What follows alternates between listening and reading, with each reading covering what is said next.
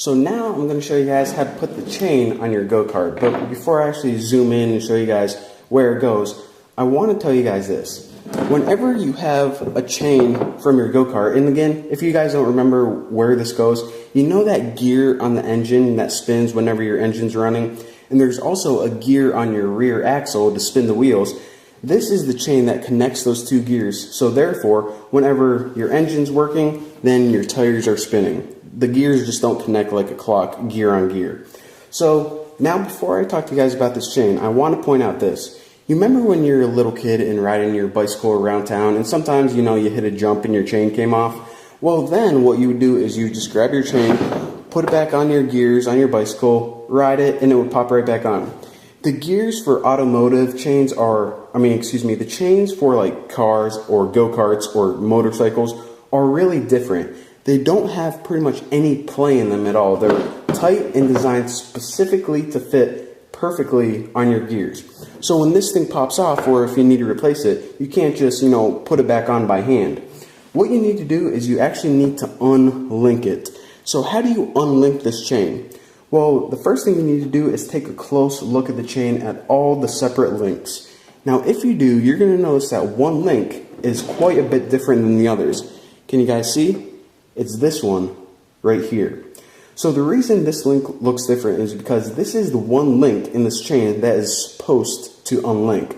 So at first, what you have to do is you have to remove this top clip. Now on one side of the clips, I don't know if you guys can see it, but there's an opening. So wherever that opening is, it kind of looks like a mouth.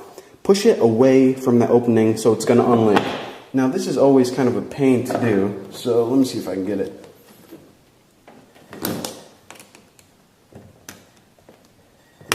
Alright, there we go. Alright, so now the clip is removed from the links. Now all you have to do is slide it and it pops right off. If you guys can see, there's the clip.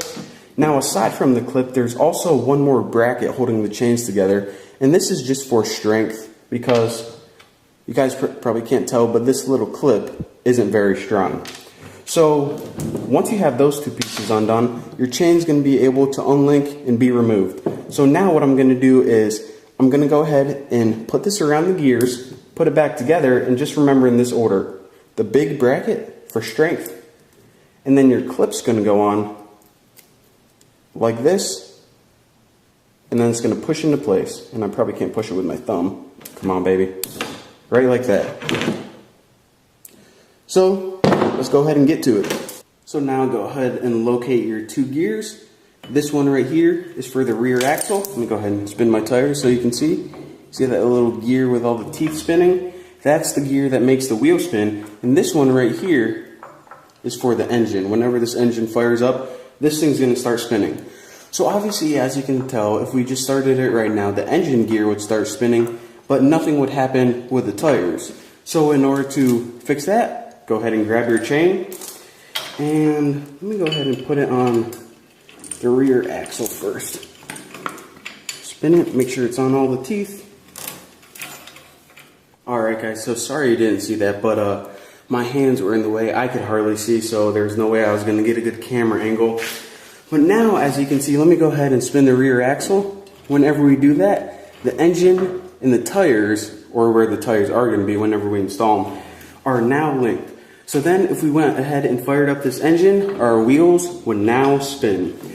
And by the way, if you're having trouble getting your chain on because it's just too tight, what you can do is actually unbolt the engine and lift it a little bit, and it may give you a little bit of slack. As you can see right there, maybe a little bit easier to get your chain on. But anyways, now that your chain is on, congratulations, you're now ready to start installing the shifter cable.